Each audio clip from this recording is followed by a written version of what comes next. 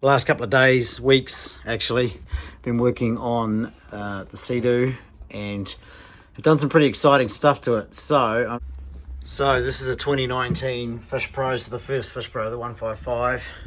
We've upgraded from the 20 amp hour to the Motobatt 30 amp hour using the GC JetSki Fishing tray, and up under here, this aluminium bracket from Andrew Hill Adventure Fishing, a switch, and in behind there is the VSR.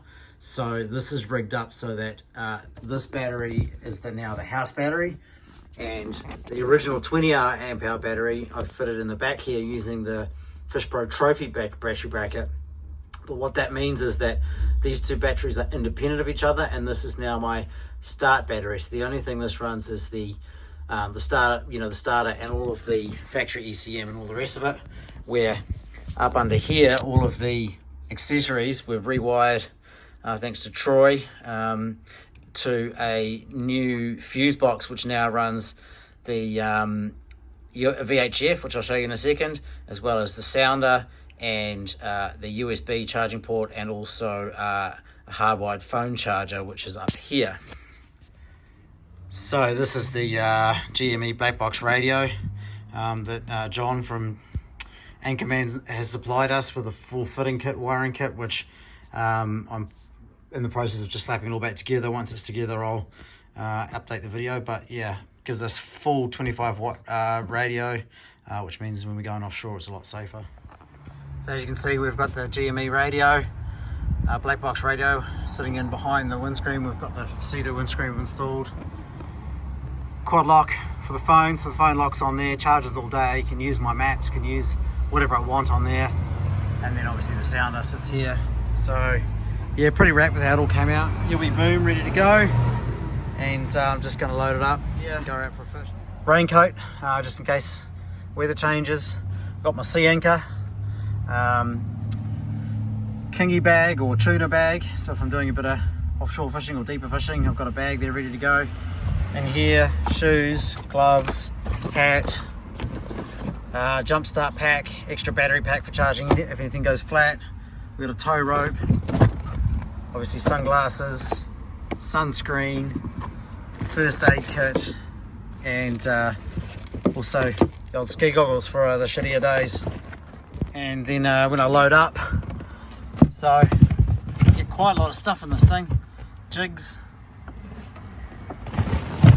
soft baits, snapper reels in there, and then in here goes my kingfish gear, so top water set plus the jigging set plus a couple of towels, and I had some baby wipes and some other personal kind of effects in there. So yeah, and then the old sea anchor clips onto here like this, and then we just chuck that overboard, and that float keeps it from going underneath the boat, and it works quite effectively. Binos, a measure mat, some tags in case I catch something I want to release, a couple of extra straps just in case anything goes wrong. I like to have that stuff with me. In the front of the chili bin here, D-hooker, icky spike, and a blade, knife. I like to keep all the rod holders on one side. I find it's just easier just to line the rods up along here and keeps the other side free. I generally don't rig anything till I get out to where I'm fishing as well. And then here we've got knife, pliers, and in this saddlebag here, just more lures. I've got sliders and knife jigs and stuff like that in there. And then over this side as well, I'll put my thermos, my Yeti, the coffee, and I can also put rods up in here. Yeah, so I'm really stoked with the way this came out. Massive shout out to Anchorman John for printing up the parts and supplying the radio and really going out of his way to help me out. This is where the aerial sits, so you just unscrew it off here, and